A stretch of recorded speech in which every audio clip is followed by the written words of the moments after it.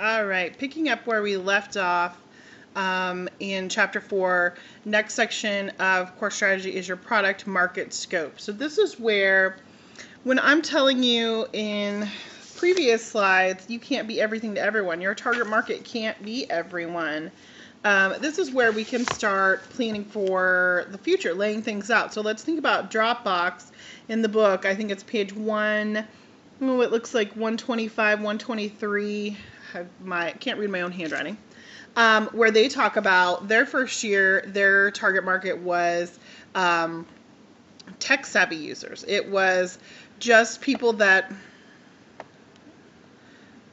they felt like understood their what they were selling, their problem, because they were introducing something that the general user didn't even know they needed. You know, cloud-based storage at that time for your pictures or your files wasn't something people were familiar with at all. And so, you know, tech-savvy users, people from the tech industry understood that, and so they started with those people, and then they moved on to, you know, different levels of target market and expansion. And so this is where we can start talking about this. You know, you notice they project 3 to 5 years in the future in terms of anticipated expansion.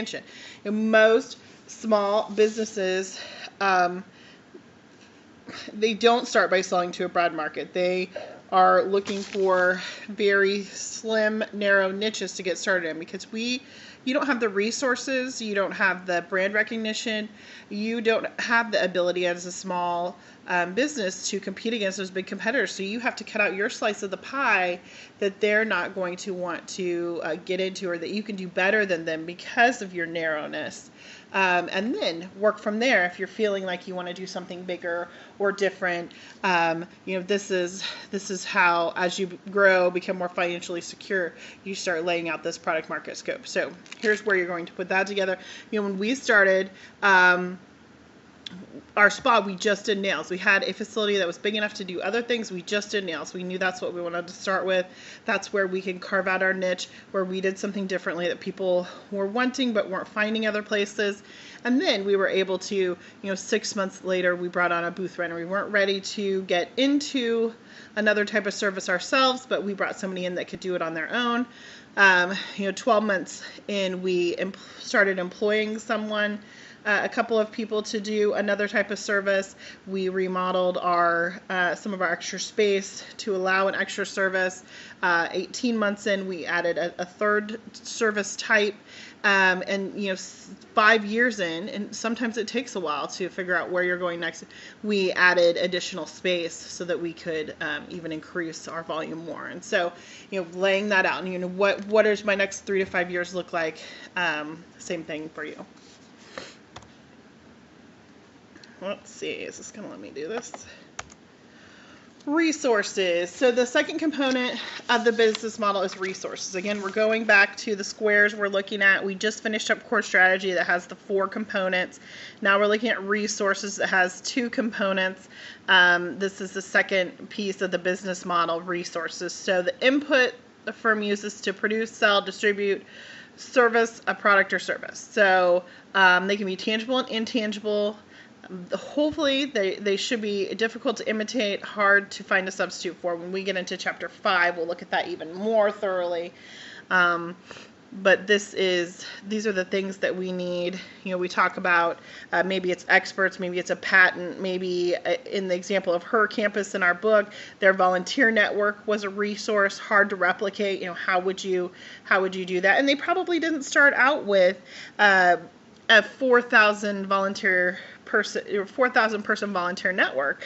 They probably started out with 100 volunteers, and then they discussed their plan for accumulating the necessary resources. So you're not going to go into this and say, I have, you know, 20 engineering experts that can work on you're going to, you know, I've acquired 1 key provider. I'll need 3 more by the end of 6 months. This is how I plan to recruit, you know, or this supplier, or whatever you find are your important resources, and how will you attain those in a reasonable fashion. Just having those at the ready is probably not realistic for a new business. Next is your core competencies. So the second part, and this is a specific factor or capability that supports your business model, sets it apart from its rival. What are you doing really well? And you see this a lot. So figuring out what that is. A manufacturing firm, and we saw this a lot in the late 90s, early 2000s, you may contract the actual manufacturing your product out, and you may just design and assemble. We saw this in aircraft companies a lot. So figuring out what your core competencies are and finding other companies that can complement that are important. So figuring out what you do well and what is going to be your key to your success. In Netflix, it was supply chain management.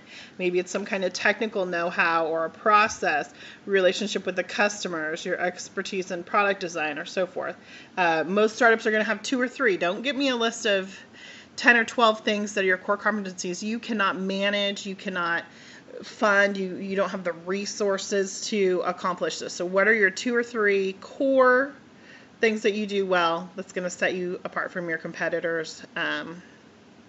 And start with that. And then key assets. This is physical assets. It could be physical space, equipment, vehicles. It can be intellectual assets. Maybe it's your patent, your trademark, your copyright. Financial assets. Maybe you got some cash, a line of credit, commitment from investors. Human assets. There's your employees, your founders, advisors, whatever those might be. This is a critical in a service business. Your human assets can be absolutely critical. If you are not doing this on your own and you are hiring people to provide this service or this to go out and make this business happen, they have to be part of your key assets, your things that are really going to help you execute this business idea. So, going back to our square, our business model template, I'm totally off, I guess, on this. Sorry about that. So, financials, we're looking at the third component now of the business model. And this is the only section where you talk about how you're going to earn money. So it's super important that we've determined this. I cannot tell you, and this may not make any sense to you, but how many times I get business ideas where there's really no way to make money. Like, who will pay you? Who will pay for this? And so make sure you have figured out where the money comes from. Obviously this is fundamental in terms of your business model. Revenue streams. So this is the way you're going to make money. Most businesses have a single stream of revenue. For example, if you're a restaurant, you're going to customers are going to order a meal and they're going to pay for it. That's how you made your money. But maybe you're a restaurant where you have several revenue streams. So I'm going to cater. I'm going to sell you meals. I'm maybe going to sell some of my products, like bottles of my barbecue sauce, or my think about Freddy's. They sell some fry sauce and some fry seasoning. Maybe I have apparel, Freddy's t-shirts or something like that. I sell you ice custard to take home, so I have products that I'm sending home with you. Figuring out revenue streams. How are those going to work? A lot of times you have maybe a advertising revenue stream, and then if you're doing some kind of online business, maybe also a product that you're selling as well. Birchbox, when we look at that, their revenue stream, they have subscription sales, people that are paying to get their boxes, but also they make money on the back end when people buy the larger size products of the minis that they're getting in the box. So they have a couple of different revenue streams. And cost structure. So depending on, and all these things fit together. I've said this probably on every single slide, but all these things need to fit together. If you now have figured out, the most important costs incurred to support this business model, and it's going to cost you a lot now as your basis of differentiation, what you've determined, and there's a lot of cost in that, or there's going to be, once you figure it out, it's going to be really difficult to get those key assets, to acquire the machinery you need, the human resources you need. You're going to have to do some specialized training or to get them from a specialized school that's not in your area. You're going to have to do whatever you'll have to do to develop your core competencies. What is the cost structure to get into what you're doing and to maintain it ongoing, and how will that affect your pricing, and now going back to my target market, or maybe, back to many of the things you've decided on, how will this all work? So you, again, might get to a certain point in this. Maybe it's in the financials, maybe it's later on, or previously, things don't fit together and you have to go back and revisit and make sure they all make sense. This is where you're determining if you're cost driven or value driven. So am I a company that really has to worry about my cost structure in specific? Because my target market is very price conscious. They don't want to pay any more than they have to. I'm a Walmart shopper. I'm a price shopper. I'm a Groupon shopper. I'm always looking for the best deal, and I don't want all the extras. And is that describing your target market? Or are you value driven? Most small businesses will be value driven because you are focusing on experience, on quality, on better customer service. You can't do that cheaply. You cannot hire a workforce. You cannot provide those extras and charge the lowest prices. It's just, it doesn't work together. And so I a lot of times we'll see exceptional customer service, organic ingredients, all these things, well-trained employees, and it's going to be super inexpensive to sell to college students. Okay, well, how does that go together? So, it's okay. This is something I was grappling with just a couple weeks ago. Is it okay to just be mediocre? Somebody has to be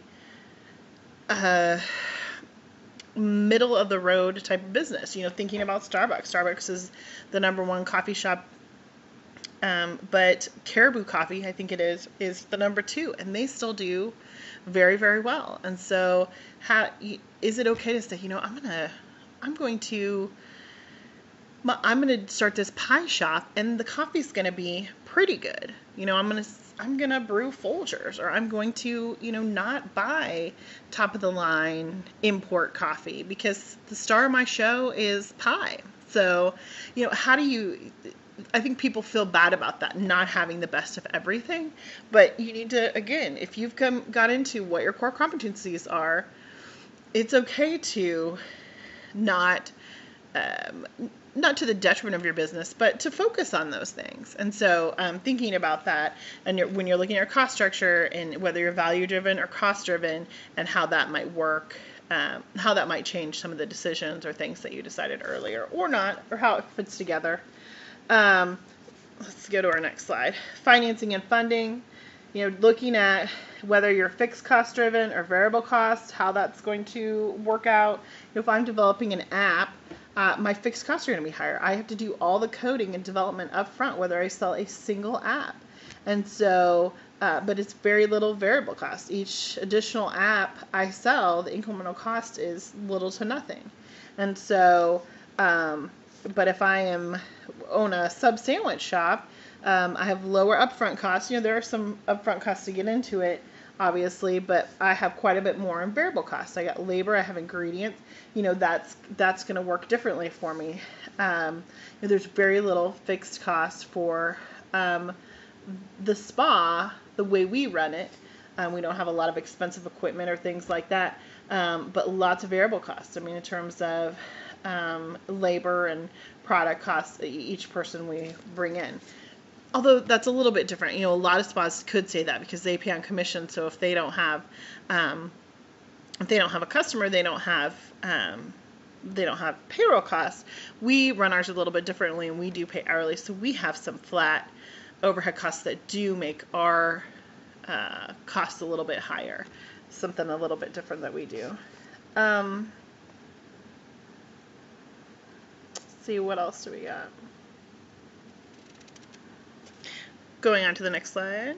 Well, we'll talk about this. So there's capital costs, there's those upfront costs, like maybe I'm purchasing some equipment, some real estate, buildings, furniture and fixtures, thinking about what these are going to be, getting into what our startup costs are going to be, one-time expenses, maybe we're building our website, we're training our employees, we're hiring our legal team or working with an accountant to get things set up, and then our ramp up. How long until we break even? And most businesses incur costs before they earn revenue at all, and before they earn enough revenue to actually pay for all their costs. That can be literally months, years. That can be a long ways down the road. And so figuring that out is really important. I know lots of businesses that have never made it to that break-even point. They may be great, amazing business ideas. They never get to that point because they don't have enough cash to pay rent next week, to hire that next employee, to buy the supplies, to put out that first order. So understanding that is important too.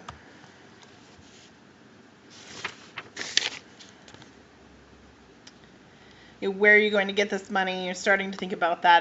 This is a good time as well. You don't have to go out and source investors and get loans, but thinking about how you will fund this business now's a good time to start thinking about that. Operations. So our last box in this business model, as we're putting things together, our business model template, our last box has 3 sections and it's called operations. We'll move on to the first part. This section talks about your products, your services, how they're produced. If you're going to sell a physical product, you might start figuring out how you'll manufacture it. Will you do it yourself? Will you source that? How does that work? You may not have a contract with a manufacturer, but really understanding how that contract will work and how you'll source those things is important. If you're doing a service, same type of thing. How will you provide the service? What will it take? How will you go through that process?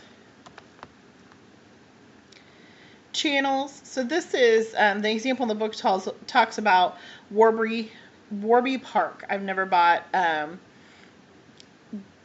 eyeglasses from them before, but they're an online company and a few company-owned stores that sells eyeglasses for an inexpensive price. And so they don't use intermediaries. They don't have that middle layer to share the profit with, so they're able to do it less expensively. So figuring out what your channels are. Are you going to sell direct through intermediaries, combination of both? And so a lot of people will hear that story and they'll say, well, I'm just going to sell direct, no intermediaries. Well, they're figuring out that's a specific business concept and a specific model, and so you'll have to, not everyone can do that. I mean, there is a place for intermediaries. Everybody always gets worried or caught up in the fact that they cost money, but getting that product to a customer's door sometimes requires that. And so you may just sell through intermediaries. Maybe you're selling on Zappos and Amazon, and that's how you get the product to a customer. There's nothing wrong with that, but that will affect your costs. Services, there can be travel agents, tour operators, airlines, Travelocity. It can be expensive. I was thinking about when we sold airplanes at Hawker Beechcraft when I worked there. Very expensive build up to selling a very expensive product, but there was lots of costs that went into selling those airplanes, whether it was wining and dining the potential customers or employing the sales rep who was paid very well, or employing the very qualified pilot that maybe takes you out on a test run.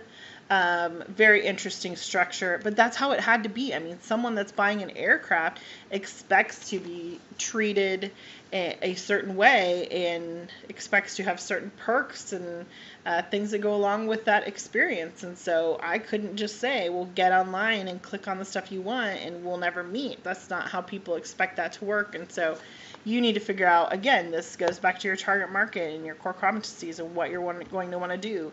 If you've built your structure around the fact that you have high levels of customer service, but then in this channels or operations area, you're talking about not using, high level customer service ability to service your customers, that might not make sense. And then lastly, key partners. This is where I'm looking at my suppliers or other companies. How can we partner, work together? How will this be important to our business and our success? One of the examples they had was Zynga and Harbor. Zynga remade classic Hasbro games, and there was good things about that they were able to get updated versions, bring them back out to the public in a new and visible way. Disadvantages, there was loss of proprietary info, loss of decision autonomy, and some management complexities in that. So thinking about key partners and how they can be beneficial, but keeping in mind how they might not be beneficial when you're starting to make decisions on that. They talk in the next slide about key business partnerships, which will not be, they're good to know about, but won't be necessary to have memorized the description of those. But looking through them and thinking about, is there something that might work for my business idea? Isn't a bad thing. So wrapping up for chapter 4, I will post this and we will move on to chapter 5. Thanks.